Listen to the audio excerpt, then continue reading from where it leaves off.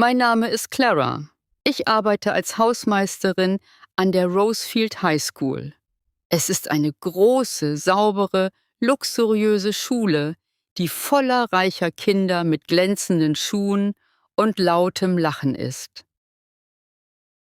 Sie schauen nicht auf Leute wie mich, und das ist gut für mich. Ich möchte nicht gesehen werden. Ich trage eine echte Maske, nicht die Art, die Menschen tragen, wenn sie krank sind.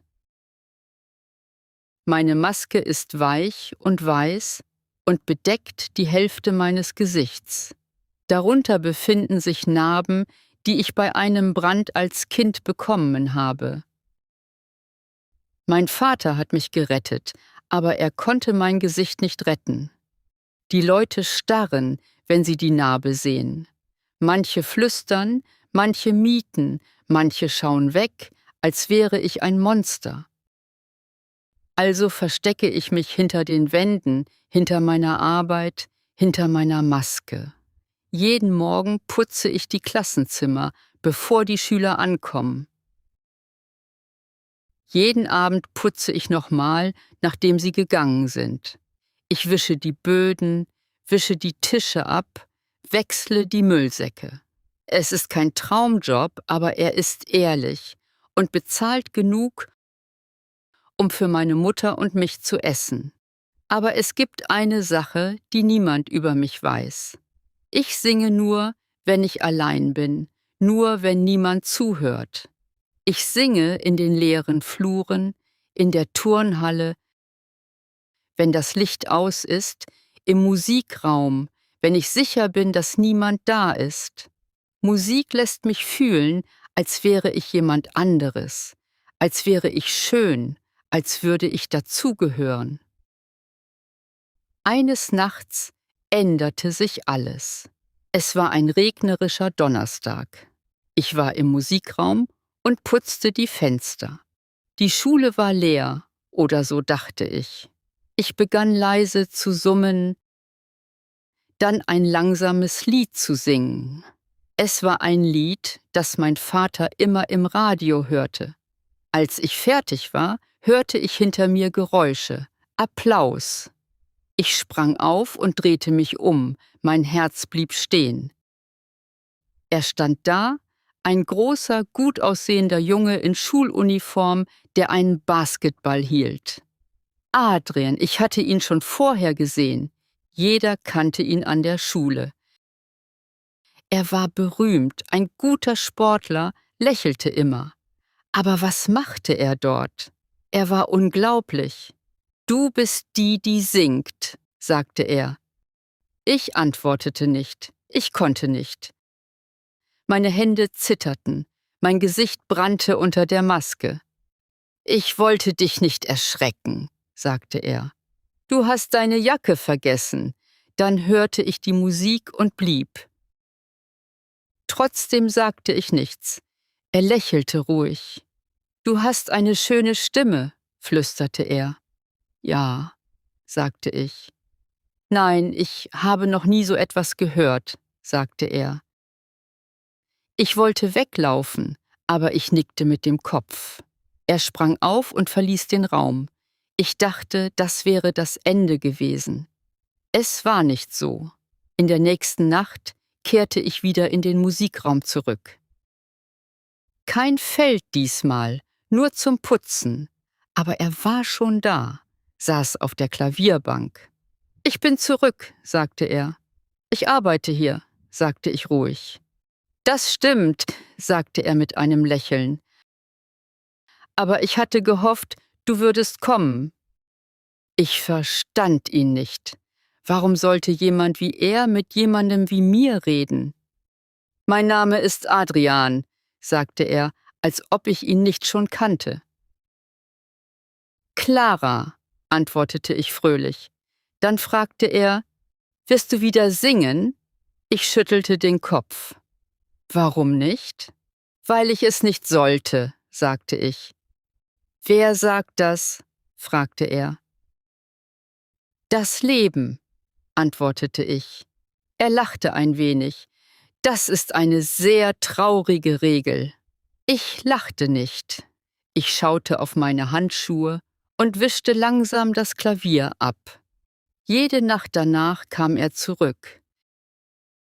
Er sprach nicht immer. Manchmal saß er in Stille, machte seine Hausaufgaben oder hörte Musik auf seinem Handy. Manchmal brachte er Kekse mit und ließ einen für mich auf dem Klavier. Nach einer Woche fragte ich ihn: »Warum bist du hierher gefummeln?« Er lächelte ruhig. »Es ist ruhig hier und du bist anders.« »Anders wie?« »Du tust so, als ob niemand es sieht. Alle in der Schule tun immer so.« Ich wusste nicht, was ich sagen sollte. Er hatte nie nach meiner Maske gefragt, nicht einmal. Und er ließ mich sicher fühlen. Dann, eines Abends, sang ich wieder. Es war nicht geplant. Ich wischte die Tafel und die Musik auf seinem Handy war leise und schön. Ich vergaß, dass er da war. Meine Lippen bewegten sich. Als ich fertig war, sah er mich an. Nicht mit Mitleid, nicht mit Überraschung, sondern mit Staunen. »Kannst du wieder singen?« fragte er. Ich schüttelte den Kopf. »Bitte«, sagte er. Ich antwortete nicht, aber mein Herz klopfte heftig in meiner Brust. In dieser Nacht träumte ich, dass ich auf der Bühne stand und sang. Alle klatschten. Niemand lachte. Ich trug keine Maske. Niemand kümmerte sich. Es war nur ein Traum, aber am nächsten Tag geschah etwas, das es real machte. Adrian kam in den Musikraum mit einem Stück Papier in der Hand. Er sah aufgeregt aus. »Es gibt nächsten Monat eine Talentshow«, sagte er. »Du solltest singen.« Ich lachte ein kurzes, trockenes Lachen. »Ich meine es ernst«, sagte er.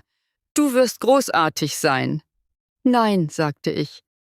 »Warum nicht?« »Weil die Leute mich sehen werden.« »Ich kann die Maske tragen. Sie werden trotzdem lachen.« Er sagte nichts, aber sie lachten nicht.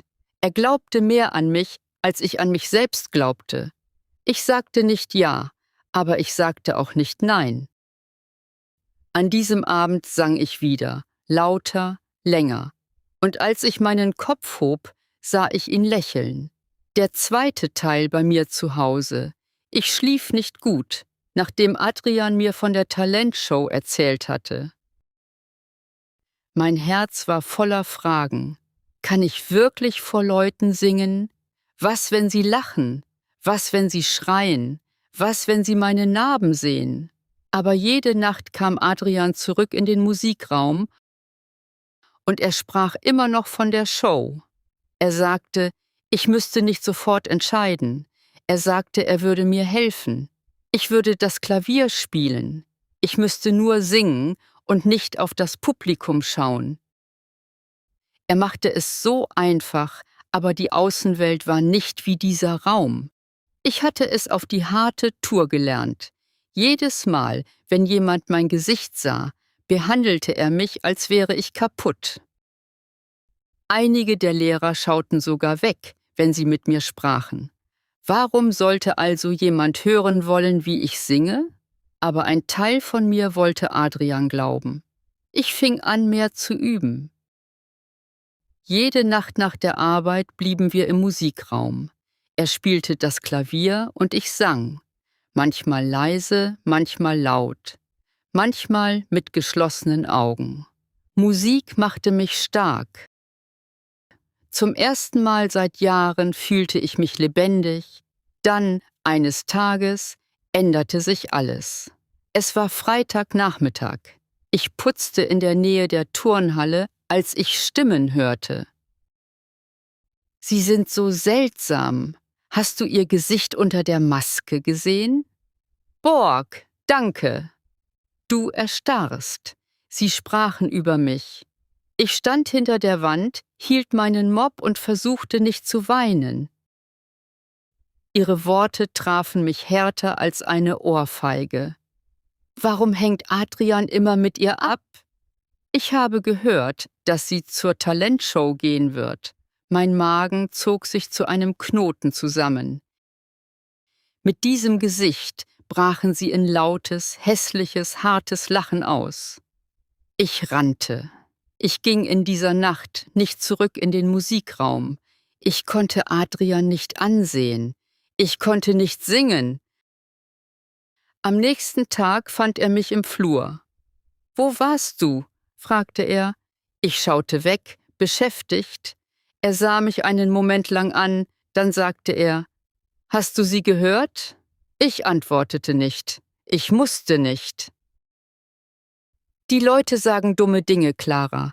Sie kennen dich nicht, aber sie sehen mich«, sagte ich. »Und das reicht, damit sie mich hassen.« »Sie liegen falsch. Das ändert nichts«, flüsterte er.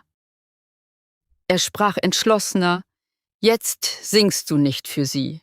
Du singst für dich.« Ich sah ihn an, seine Augen waren freundlich, aufrichtig, aber ich hatte Angst. »Komm in den Musikraum heute Abend«, sagte er. »Bitte.« Und ich ging.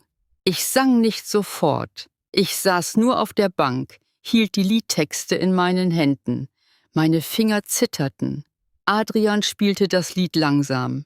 Dann sah er mich an und lächelte. Nur eine Zeile. Ich atmete tief ein und sang nur eine Zeile. Aber es war wie das Besteigen eines Berges. Er nickte wieder. Ich sang 2 Zeilen, dann das ganze Lied. Als ich fertig war, stand er auf und klatschte, genau wie die erste Nacht, in der wir uns getroffen haben. »Bist du bereit?« fragte er. »Nein, ich bin nicht«, antwortete ich, lächelte. »Du weißt, die Tage vergingen schnell und die Show kommt.« Ich sah den anderen Schülern zu, wie sie tanzten, Dichter und Gitarristen. Sie alle waren voller Selbstvertrauen. Ich war voller Angst. Jede Nacht übten Adrian und ich. Ich sang lauter, meine Stimme wurde stärker und klarer. Je mehr ich es tat, desto mehr wurde ich klarer, aber meine Angst verschwand nicht. In der Nacht vor der Show stand ich vor dem Spiegel, sah die Maske an. Ich hatte sie so lange getragen. Es war ein Teil von mir. Aber morgen, die Lichter würden auf der Bühne sein. Es würde groß werden. Der Raum wäre voll und ich würde wirklich singen. Ich setzte mich auf den Boden und weinte. Meine Mutter kam ins Zimmer und setzte sich neben mich, hielt meine Hand. »Ich habe dich letzte Nacht singen gehört«, sagte sie. »Hast du mich gehört?« Ich nickte. »Du hast wie ein Engel gesungen«, sagte sie und lächelte ein wenig durch ihre Tränen. »Ich habe Angst«, flüsterte ich. Meine Mutter wischte meine Wange ab. »Mut ist nicht das Fehlen von Angst.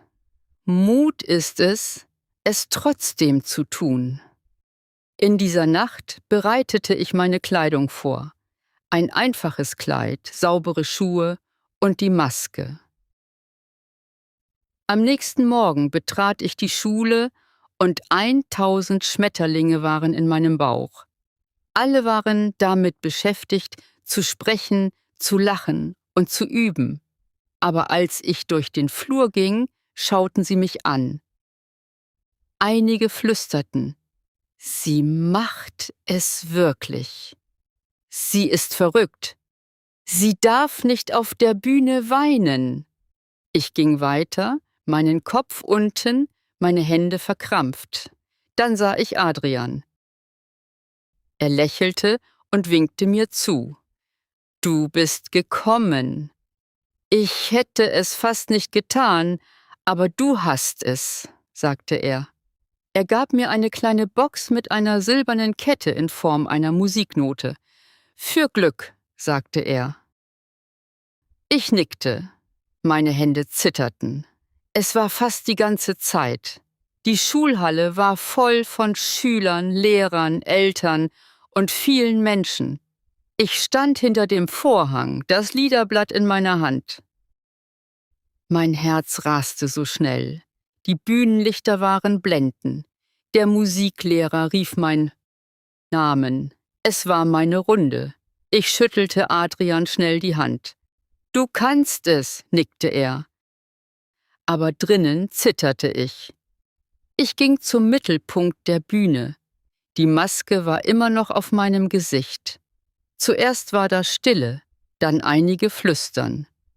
Sie ist nicht die Hausmeisterin. Sie trägt eine seltsame Maske. Ich schloss meine Augen und versuchte zu atmen. Adrian saß am Klavier, bereit zu spielen. Ich griff das Mikrofon mit beiden Händen. Meine Handflächen waren verschwitzt. Er sah mich an und lächelte. Dann begann er, die leise Musik zu spielen. Sie füllte den Raum. Ich öffnete meinen Mund, aber nichts kam heraus. Ich erstarrte. Ich fühlte das Starren, die Hitze und die Angst. Dann erinnerte ich mich an das, was Adrian mir gesagt hatte. Sing nicht für sie, sing für die Sterne, den Wind, deine Seele. Also schloss ich meine Augen und sang leise zuerst, zärtlich, aber wahrhaftig. Dann lauter, mit mehr Mut. Der Raum wurde still. Die Flüstern hörten auf. Es war nur meine Stimme, das Klavier und die Stille. Ich sang den Schmerz und die Hoffnung, die sich verstecken. Ich sang die Masken und was hinter dir lebt. Ich sang meine Geschichte. Als das Lied zu Ende war, behielt ich meine Augen geschlossen. Dann klatschte es, dann noch eins und noch eins. Der ganze Raum stand auf und füllte die Luft mit Applaus. Ich öffnete meine Augen. Alle standen. Sogar die, die früher über mich gelacht hatten. Sogar die Lehrer, die nie auf mich geschaut hatten. Und in der ersten Reihe meine Mutter weinte. Ich sah Adrian. Er lächelte so breit, dass seine Augen auch glänzten. Also tat ich etwas, das ich nie in der Öffentlichkeit gemacht habe. Ich hob meine Hand und nahm die Maske ab. Der Raum war voller Ausrufezeichen. Einige Leute sahen schockiert aus, andere traurig. Aber niemand schaute weg, nicht dieses Mal. Und ich lächelte, weil ich zum ersten Mal nicht ängstlich war. Ich war ich. Nach der Show kam jeder, um mit mir zu sprechen. Du hast eine schöne Stimme. Warum hast du dich versteckt? Kann ich dich wieder singen hören? Es war so seltsam, so neu, aber das Beste. Adrian blieb die ganze Zeit bei mir. Er ging nicht weg. Er schaute mir nicht mit Angst ins Gesicht. Er sah mich an, als wäre ich normal. Nicht mehr als normal. Er sah mich an, als wäre ich etwas Besonderes. Ein paar Tage später kündigte die Schule plötzlich an, dass sie mir ein kleines Stipendium angeboten hatte, um nächstes Jahr Musikunterricht zu nehmen. Ich hatte mich nicht einmal beworben und ich sagte zu Adrian, ich weiß. Er antwortete, ich habe es für dich getan. Ich fühlte, wie ich weinte. Nicht, weil ich traurig war, sondern weil ich glücklich war. Endlich, zum ersten Mal in meinem Leben, hatte ich einen Traum. Ich wollte singen. Ich wollte Musik machen. Ich wollte den anderen zeigen, dass, selbst wenn dir die Welt sagt, du bist nicht schön, du immer noch glänzen kannst. Und dass Narben nicht bedeuten, dass wir gebrochen sind und dass die Maske ein gesichtsloses Gesicht verstecken kann. Adrian und ich treffen uns immer noch im Musikraum, aber jetzt kommen auch andere zu uns. Sie wollen auch singen. Ein Mädchen sagte, du hast mir Mut gemacht. Ein anderer Junge sagte, du hast mich auf wundervolle Weise weinen lassen.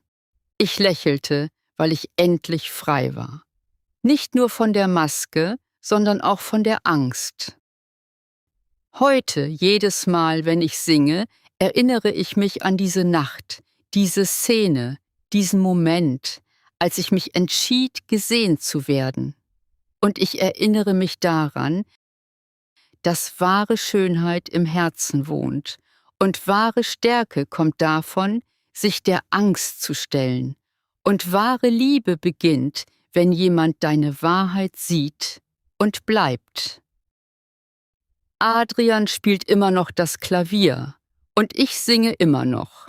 Zusammen machen wir Musik, die der Welt sagt, dass das Mädchen hinter der Maske sich nicht versteckte. Sie wartete nur auf den richtigen Moment, um zu glänzen, und jetzt glänze ich jeden Tag.